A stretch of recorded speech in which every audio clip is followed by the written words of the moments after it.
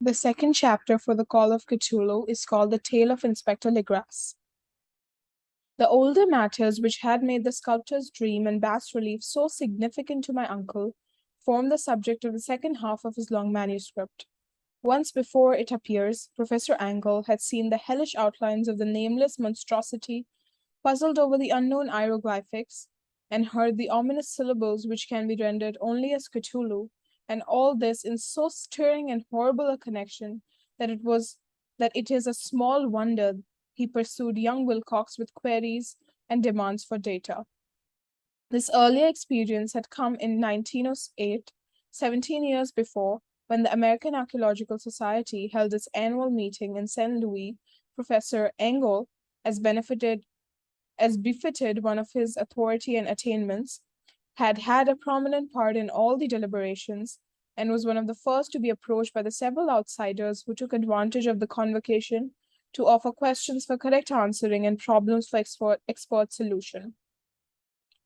The chief of these outsiders, and in a short time the focus of the interest for the entire meeting, was a commonplace looking middle aged man who had traveled all the way from New Orleans for certain special information, unobtainable from any local source. His name was John Raymond Legras, and he was by profession an inspector of police. With him, he bore the subject of his visit, a grotesque, repulsive, and apparently very ancient stone statue whose origin whose origin he was at a loss to determine. It must not be fancied that Inspector Legras had the least interest in archaeology. On the contrary, his wish for enlightenment was prompted by purely professional considerations. The statue, idol, fetish, or whatever it had been captured some months before in the wooded swamps south of New Orleans during a raid on the supposed voodoo meeting, and so singular and hideous were the rites connected with it that the police could not but realize that they had stumbled on a dark cult totally unknown to them, and infinitely more diabolic than even the blackest of the African voodoo circles. Of its origin, apart from the erratic and unbelievable tales extorted from the captured members, absolutely nothing was to be discovered. Hence, the anxiety of the police for any antiquarian lore which might help them to place the frightful symbol and through it track down the cult to its fountainhead. Inspector Legras was scarcely prepared for the sensation which his offering created. One sight of the thing had been enough to throw the assembled men of science into a state of tense excitement, and they have lost no time in crowding around him to gaze at the diminutive figure whose utter strangeness and air of genuinely abysmal antiquity hinted so potently at unopened and archaic vistas. No recognized school of sculptor had animated this terrible object, yet centuries and even thousands of years seemed recorded in its dim and greenish surface of unplaceable stone. That figure, which was finally passed down from man to man for close and careful study, was between 7 and 8 inches in height and of exquisitely artistic workmanship. It represented a monster of vaguely anthropoid outline, and with an octopus like head, whose face was a mass of feelers, a scary, rubbery looking body, prodigious claws on hind and fore feet, and long, narrow wings behind.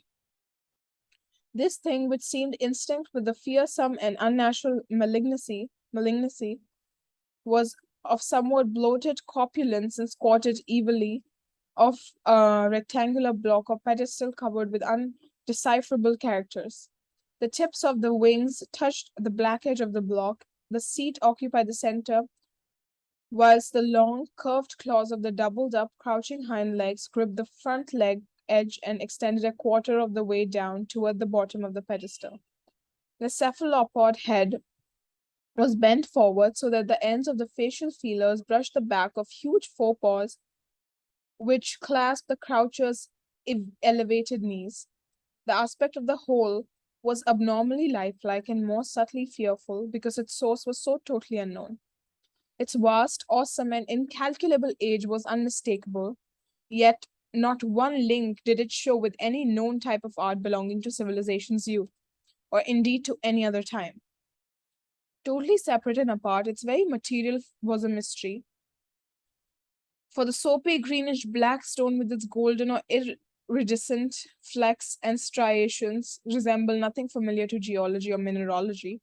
The characters along the base were equally baffling, and no member present, despite a representation of half the world's expert learning in this field, could form the least notion of even the remotest linguistic kinship.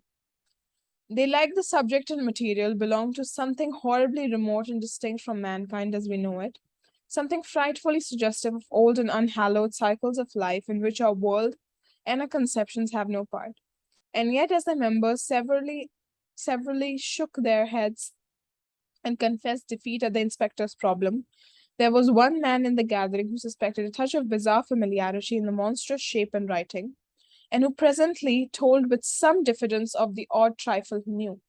The person was the late William Channing Webb, professor of anthropology in Princeton University and an explorer of no slight note. Professor Webb had been engaged 48 years before in a tour of Greenland and Iceland in search of some runic inscriptions which he failed to unearth, and whilst high up on the West Greenland coast had encountered a singular tribe or cult of degenerate Eskimos whose religion, a curious form of devil worship, chilled him with its deliberate bloodthirstiness and repulsiveness. It was a faith of which other Eskimos knew little, and which they mentioned only with shudders, saying that it had come down from horribly ancient eons before ever the world was made. Besides nameless rites and human sacrifices, there were certain queer hereditary rituals addressed to a supreme elder devil or Torna Sook, and of this Professor Webb had taken a careful phonetic copy from an Angekok or wizard priest, expressing the sound in Roman letters as best he knew how. But just now, the of prime significance was the fetish which this cult had cherished, and around which they danced when the aurora leaped high over the ice cliffs. It was, the professor stated, a very crude bas relief of stone, comprising a hideous picture and some cryptic writing.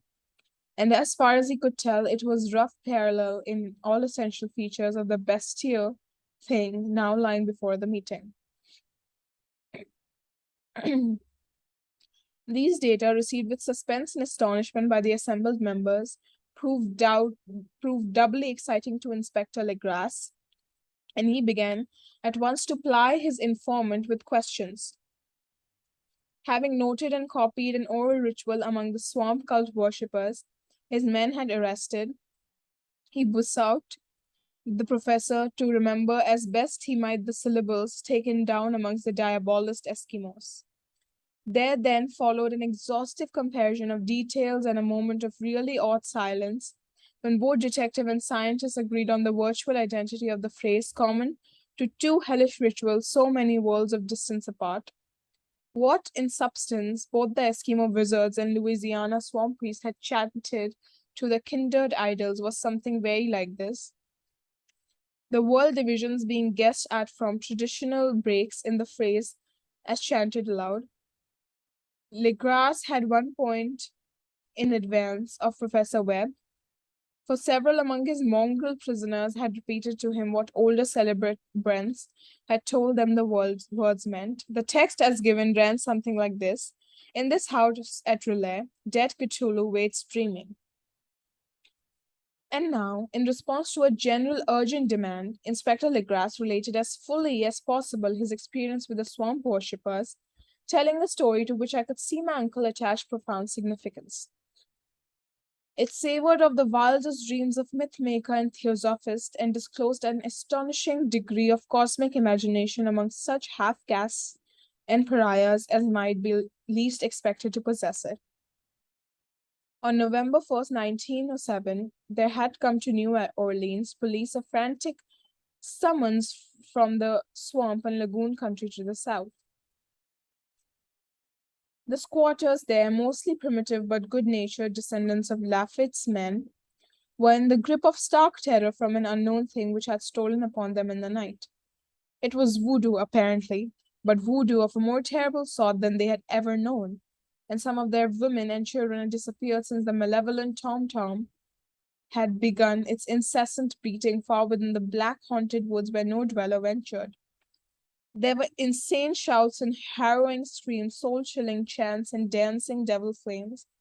And frightened and the frightened messenger added, the people could stand it no more. So a body of 20 police, filling two carriages and an automobile, had set out in the late afternoon with a shivering squatter as a guide. At the end of the passable road they alighted, and for miles splashed on in silence through the terrible cypress woods where day never came. Ugly roots and malignant hanging nooses of Spanish moss beset them, and now and then a pile of dank stones or fragments of a rotting wall intensified by its hint of morbid habitation, a depression which every malformed tree and every fungus in islet combined to create. At length, the squatter settlement, a miserable huddle of huts, hove in sight, and hysterical dwellers ran out to cluster around the group of bobbing lanterns. The muffled beat of tom-toms was now faintly audible far, far ahead, and a curdling shriek came at infrequent intervals when the wind shifted. A reddish glare, too, seemed to filter through the pale undergrowth beyond endless of avenues of forest night. Reluctant even to be left alone again, each of the one-cowed squatters refused point blank to advance another inch toward the scene of unholy worship. So Inspector Legras and his 19 colleagues plunged on, unguided, into black arcades of horror that none of them had ever trod before. The religion now entered by the police was one of the traditionally evil repute, substantially known and untraversed by white men. There were legends of a hidden lake unglimpsed by mortal sight, in which dwelt a huge, formless white polypus thing with luminous eyes, and squatters whispered that bat-winged devils flew up out of caverns in inner earth to worship it at midnight. They said it had been there before D'Iberville, before La Salle, before the Indians, and before even the wholesome beasts and birds of the woods. It was a nightmare itself, and to see it was to die. But it made men dream, and so they knew enough to keep away. The present voodoo orgy was indeed on the merest fringe of this abhorred area, but that location was bad enough. Hence, perhaps, the very place of the worship had terrified the squatters more than shocking sounds and incidents. Only poetry or madness could do justice to the noises heard by Legras's men as they ploughed on through the black morasses towards the red glare and muffled tom-toms. There are vocal qualities peculiar to men and vocal qualities peculiar to beasts, and it's terrible to hear the one when the source should yield the other. Animal fury and orgiastic license here whipped themselves to demoniac heights by howls and squawking ecstasies that tore and reverberated through those nighted woods like pestilential tempests from the gulfs of hell. Now and then the less organized ululations would cease, and from what seemed a well-drilled chorus of hoarse voices would rise and sing-song chant that hideous phrase or ritual. Then the men, having reached a spot where the trees were thinner, came suddenly in sight of the spectacle itself. 4 of them reeled, 1 fainted, and 2 were shaken into a frantic cry, which the mad cacophony of the orgy fortunately deadened. Legras dashed swamp water on the face of the fainting man, and all stood trembling and nearly hypnotized with horror. In a natural glade of the swamp stood a grassy island of perhaps an acre's extent, clear of trees and tolerably dry. On this now leaped and twisted a more indescribable horde of human abnormality than any but a Sime or an Angarola would paint. Void of clothing, this hybrid spawn were braying, bellowing, and writhing about a monstrous ring-shaped bonfire, in the center of which, revealed by occasional rifts in the curtain of flame, stood a great granite monolith some 8 feet in height, on top of which, incongruous in its diminutiveness, rested the noxious carven statue. From a wide circle of 10 scaffolds set up at regular intervals with a flame-girt monolith as a center hung, head downward, and the oddly marred bodies of the helpless squatters who had disappeared.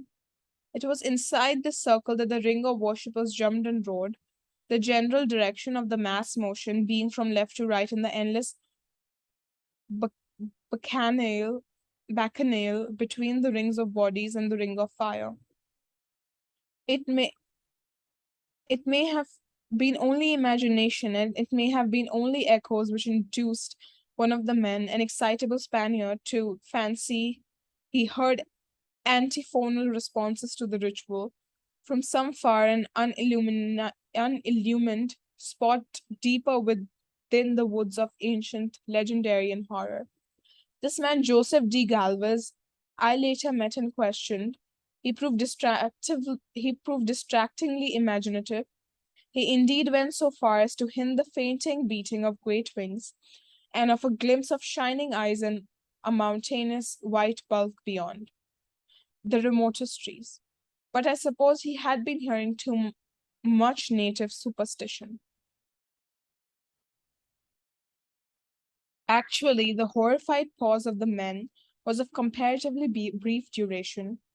Duty came first, and although there must have been nearly 100 mongrel celebrants in the throng, the police relied on the firearms and plunged determinedly into the nauseous rout. For 5 minutes, the resultant din and chaos were beyond description.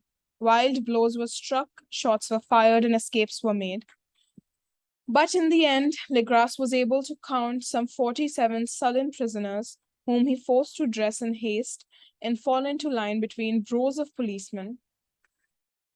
5 of the worshippers lay ahead, and 2 severely wounded ones were carried away on improvised stretchers by their fellow prisoners. The image on the monolith, of course, was carefully removed and carried back by Legras. Examined at headquarters after a trip of intense strain and weariness, the prisoners all proved to be men of a very low, mixed-blooded, and mentally aberrant type. Most were seamen, and a sprinkling of Negroes and mulattoes, largely West Indians or Brava Portuguese from the Cape Verde Islands, gave a coloring of voodooism to the heterogeneous cult. But before many questions were asked, it came manifest that something far deeper and older than Negro fetishism was involved. Degraded and ignorant as they were, the creatures held with surprising consistency to the central idea of their loathsome faith. They worshipped, so they said, the great old ones who lived ages before there were any men and who came to the young world of the sky. Those old ones were gone now, inside the earth and under the sea, but their dead bodies had told their secrets in dreams to the first man, who formed a cult which had never died. This was that cult, and the prisoner said it had always existed and always would exist, hidden in distant ways and dark places all over the world, until this time when the great priest Cthulhu, from his dark house in the mighty city of Relais, under the waters, should rise and bring the earth again beneath his sway. Some day he would call, when the stars were ready, and the secret cult would always be waiting to liberate him. Meanwhile, no more must be told. There was secret which even torture could not extract. Mankind was not absolutely alone among the conscious things of earth, for shapes came out of the dark to visit the faithful few. But these were not the great old ones. No man had ever seen the old ones. The carven idol was great Cthulhu, but none might say whether or not the others were precisely like him. No one could read the old writing now, but things were told by word of mouth. The chanted ritual was not the secret that was never spoken aloud, only whispered. The chant means only this: in this house at Relais, dead Cthulhu waits dreaming. Only 2 of the prisoners were found sane enough to be hanged, and the rest were committed to various institutions. All denied a part in the ritual murders and averred that the killing had been done by black-winged ones, which had come to them from their immemorial meeting place in the haunted wood. But of those mysterious allies, no coherent account could ever be gained.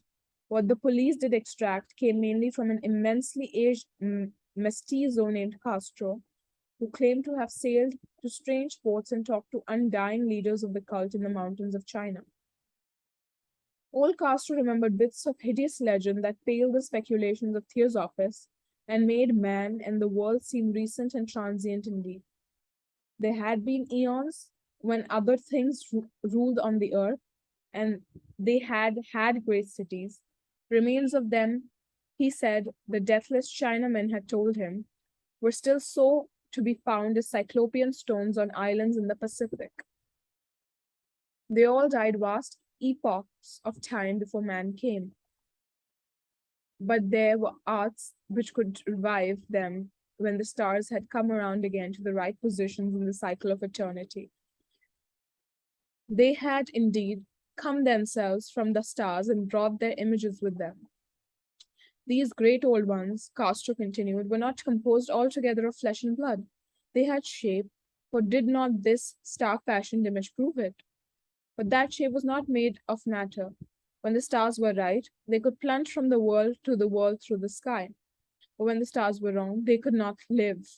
But although they no longer lived, they could never really die. They all lay in stone houses in their great city of Relais, preserved by the spells of mighty Cthulhu for a glorious resurrection, when the stars and the earth might once more be ready for them. But at that time, some force from outside must serve to liberate their bodies. The spells are preserved them intact, likewise prevented them from making an initial move, and they could only lie awake in the dark and think whilst uncounted millions of years roll by. They knew all that was occurring in the universe, for their mode of speech was transmitted thought. Even now they talk like in their tombs. When after infinities of chaos the first man came, the great old one spoke to the sensitive among them by molding their dreams, for only thus could their language reach the fleshly minds of mammals. Then whispered Castro, those first men formed the cult around small idols which the great one showed them, idols brought in dim eras from dark stars. That cult could never die till the stars came right again. The secret priest would take great Cthulhu from his tomb to revive his subjects and resume his rule on earth. The time would be easy to know, for then mankind would have become as the great old ones, free and wild and beyond good and evil, with laws and morals thrown aside and all men shouting and killing and reveling in joy. Then the liberated old ones would teach them new ways to shout and kill and revel and enjoy themselves, and all the earth would flame with a holocaust of ecstasy and freedom. Meanwhile, the cult, by appropriate rites, must keep alive the memory of those ancient ways and shadow forth the prophecy of their return. In the elder time, chosen men had talked with the entombed old ones in dreams. But then something had happened. The great stone city Relais, with its monoliths and sepulchres, had sunk beneath the waves, and the deep waters, full of the one primal mystery, through which not even through thought can pass, had cut off the spectral intercourse. But memory never died, and high priest said that the city would rise again when the stars were right. They came out slowly of the earth, the black spirits of earth, moldy and shadowy, and full of dim rumors picked up in caverns beneath forgotten sea bottoms. But of them, old Castro dared not speak much. He cut himself off hurriedly, and no amount of persuasion or subtlety could elicit more in this direction.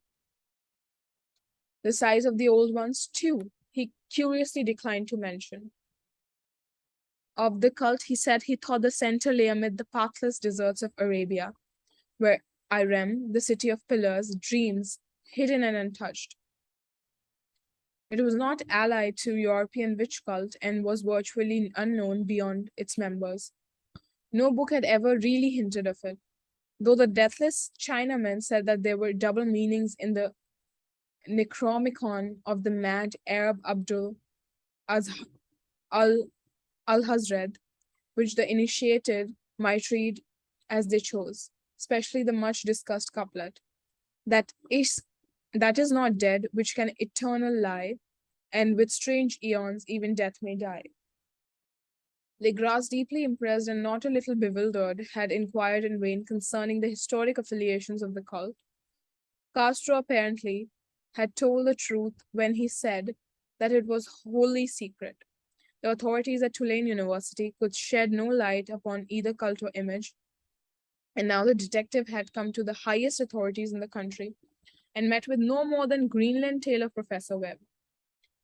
The feverish interest aroused at the meeting by Legras's tale, corroborated as it was by the statute, is echoed by the subsequent correspondence of those who attended, although scant mention occurs in the formal publication of the society.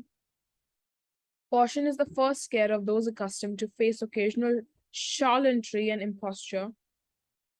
Legras for some time lent the image to Professor Webb, but at the latter's death, it was returned to him and remains in his possession, where I viewed it not long ago. It is truly a terrible thing and unmistakably akin to the dream sculpture of young Wilcox. That is my uncle. That my uncle was excited by the tale of the sculptor, I did not wonder. For what thoughts must arise upon hearing, after a knowledge of what Legras had learnt of the cult, of a sensitive young man who had dreamed not only of the figure and exact hieroglyphics of the swarm-found image on the Greenland devil tablet, but had come in his dreams upon at least 3 of the precise words of the formula uttered alike by Eskimo diabolists and mongrel Louisianans. Professor Angle's instant start on an investigation of the utmost thoroughness was eminently natural. Though privately I suspected young Wilcox of having heard of the cult in some indirect way, and of having invented a series of dreams to heighten and continue the mystery at my uncle's expense. The dream narratives and cuttings collected by the professor were, of course, strong corroboration, but the rationalism of my mind and the extravagance of the whole subject led me to adopt what I thought the most sensible conclusions. So, after thoroughly studying the manuscript again and correlating theosophical and anthropological notes with the cult narrative of Legras, I made a trip to Providence to see the sculptor and give him the rebuke I thought proper for so boldly imposing upon a learned and aged man. Wilcox still lived alone in the feudalist building in Thomas Street, a hideous Victorian imitation of 17th century Breton architecture which flaunts its stuccoed front amidst the lovely colonial houses on the ancient hill. And under the very shadow of the finest Georgian steeple in America, I found him at work in his rooms, and at once conceded from the specimens scattered about that his genius is indeed profound and authentic. He will, I believe, be heard from some time as one of the great decadents, for he has crystallized in clay and will one day mirror in marble those nightmares and fantasies which Arthur Machen evokes in prose, and Clark Ashton Smith makes visible in verse and in painting. Dark, frail, and somewhat unkempt in aspect, he turned